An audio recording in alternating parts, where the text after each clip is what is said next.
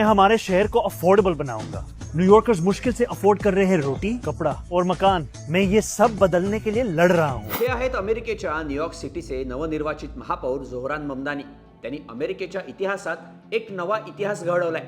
अवघ्या 34व्या वर्षी महापौर झालेले ते सगळ्यात तरुण नेते।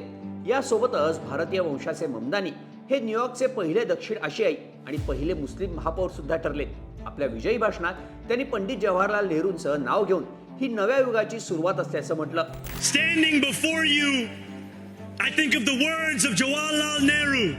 A moment comes but rarely in history when we step out from the old to the new. Tonight we have stepped out from the old into the new. आणि धूम मचाले गाणं लावत आपलं वेगळंच पॉलिटिकल स्टेटमेंटही केलं।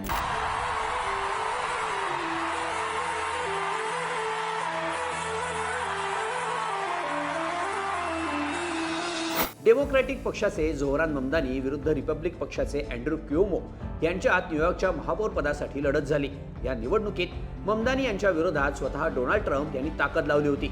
33 वर्षांचा कम्युनिस्ट असा ट्रम्प यांनी ममदानी यांचा उल्लेख केला होता। It's a little like New York. You know, you're reading in Argentina about New York. We have a problem. We have a communist who's 33 years old, doesn't know a damn thing. तसंच जर ममदानी निवडून आले तर New York शहराला आर्थिक आणि सामाजिक आपत्ती क्षेत्र म्हणून जाहीर केलं जाईल अशी थेट धमकीच ट्रम्प यांनी मतदारांना दिली होती। पण त्यांच्या धमकीला न जुमानता न्यूयॉर्कच्या जनतेनं ममदानी यांची महापौर म्हणून निवड केली। जोहरान ममदानी यांचा जन्म युगांडाच्या कंपाला इथे झाला। त्यांचे वडील महमूद ममदानी हे कोलंबिया विद्यापीठात प्राध्यापक आहेत, तर त्यांच्या आई मीरा नायर या भारतीय वंशाच्या जगप्रसिद्ध आणि ऑस्कर नॉमिनेटेड चित्रपट निर्मात्या आहेत। वयाच्या 7व्या वर्षी जोहरान ममदानी न्यूयॉर्क इथे स्थायिक झाले। यंग कार्डमम आणि मिस्टर कार्डमम म्हणून जोहरान यांनी काही रॅप सॉंग्सही तयार केली होती। ममदानी यांनी पंतप्रधान मोदींवर टीका करताना त्यांना युद्ध गुन्हेगार म्हटलं होतं। ऑगस्ट 2020 मध्ये टाइम्स स्क्वेअर इथे अयोध्येतील राम मंदिराविरोधात झालेल्या निदर्शनात ते सहभागी झाले होते। पंतप्रधान नरेंद्र मोदी आणि भाजप विरोधी त्यांनी अनेक वादग्रस्त पोस्ट केल्या होत्या।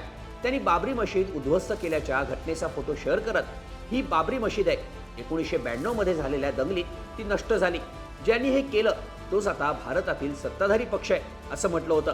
अर्थात असं असलं तरी ते आपली भारतीय ओळख अभिमानानं मिरवतात, हिंदी उत्तम बोलतात आणि ट्रम्पच्या नाकावर टिच्चून आता ते निवडून आले। त्यामुळं अमेरिकन राजकारणाची एक नवीन सुरुवात म्हणून याकडे पाहिलं जात आहे।